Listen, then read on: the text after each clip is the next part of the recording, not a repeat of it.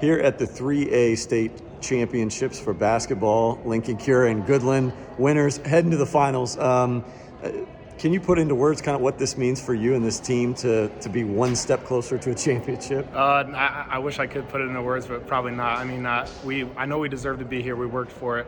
You know, we worked ourselves to exhaustion in the summer every day in practice. You know, we deserve to be here, but job's not finished, so we're going to go get that done. I don't have your stat line handy on me, but would you say, because I've heard from the crowd, this might be one of the best games you've ever played? Do you feel like that? Yeah, defensively, I did play pretty good. I need to make more free throws on offense, but yeah, I think I did all right. I can do better, though. Do you feel a little bit more free playing basketball? I mean, I know that you've always been a basketball player just as long as you've been a football player, but is it a little bit nicer to just kind of play a little bit more loose? This isn't, quote, your sport? Yeah, it does feel great. The football process, it's a dream come true. I wouldn't trade it for anything in the world. Dreamed of it my whole life, but it does get overwhelming sometimes, and it's, like I said before, it's great to pick up a basketball sometimes and play with my guys, so yeah, I really enjoy it. Well, let's talk a little bit about recruiting, because I know it sounds like once the basketball season here is done, things will really kick up for you a notch. For fans that are a little bit out of the loop maybe or just haven't been able to keep up, walk us through kind of the schedule at hand that you have on the calendar coming up this spring. Off the top of my head, I know I'll be at Texas on March 22nd, Texas A&M on the 23rd, K-State April 11th, I think KU March 30th. I think I might be missing one, and then I have the K-State official visit scheduled for June 20th through the 23rd, I think. But yeah, that's just off the top of my head. There might be something else.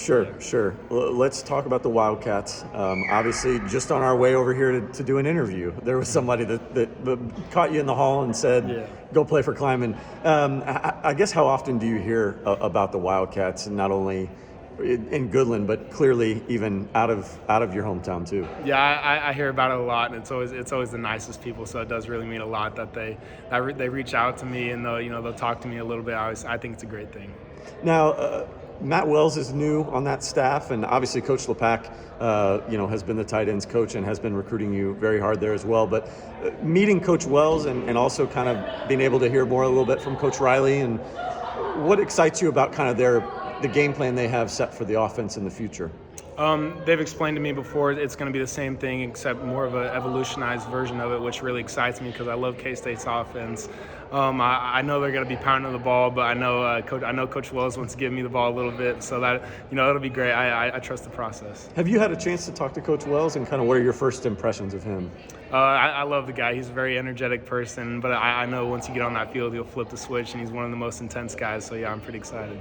Some of the other schools that I know are standing out, and I know it's early, but Oklahoma is a school that you've been to now, and what stands out kind of about their staff and the things that they're building there with Coach Venables?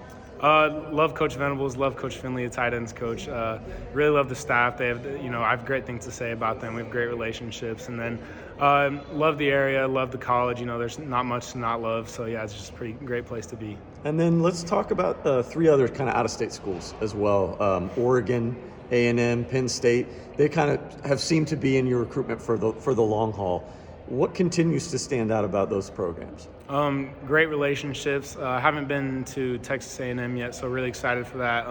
That wasn't really in the picture until Coach Klein got down there, and then he immediately started recruiting me. And then Coach Ellsworth, their tight ends coach, I love him. They have a great staff. And then Penn State, I need to get up there again. I went to the whiteout game, but just didn't get to see much campus and stuff like that. So I'll probably get up there sometime, and that'll be a lot of fun. And then Oregon, love Coach Lanning, love Coach Maringer. I have great relationships with coaches. It's just a great place to be.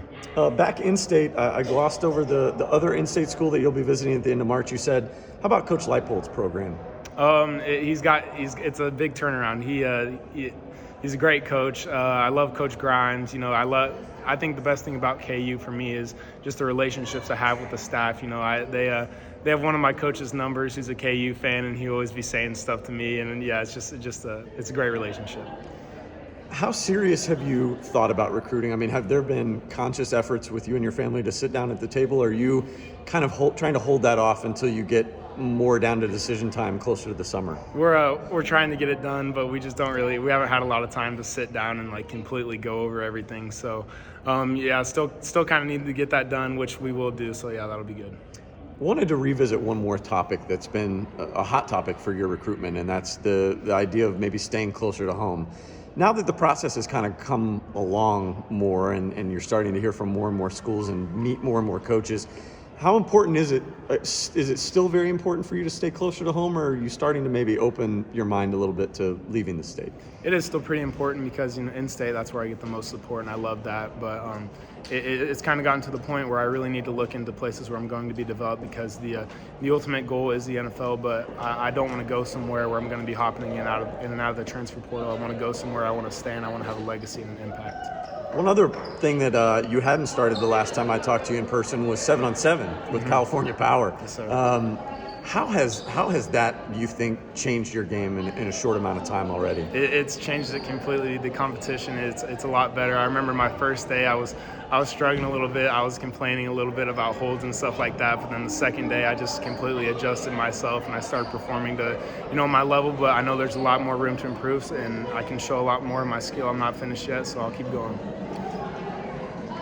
Is your timeline still around the same? I mean, are you still really hoping that this thing will be done in June, or do you think you might have your mind made up sooner or later?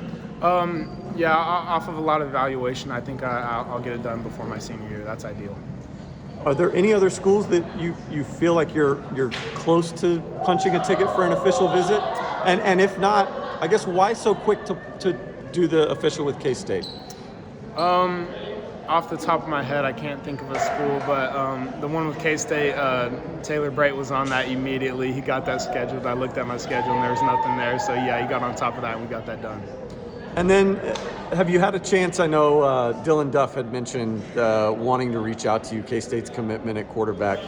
Has that happened, and has that relationship begun at all? Yes, sir. We started building a relationship. We've been talking a lot about basketball. So, one of the first things I do when I get back to the locker room and get my phone is probably tell them how we're doing in the playoffs. I haven't really kept track of how they're doing. I need to ask about that. But, yeah, we have a great relationship. Any other relationships that you're kind of starting to build? I know with California Power, that's kind of broadened your horizons to meet some new guys from out of state. Any other players that you kind of keep in touch with that fans might be interested to know? Me and Deshaun, we talked a little bit.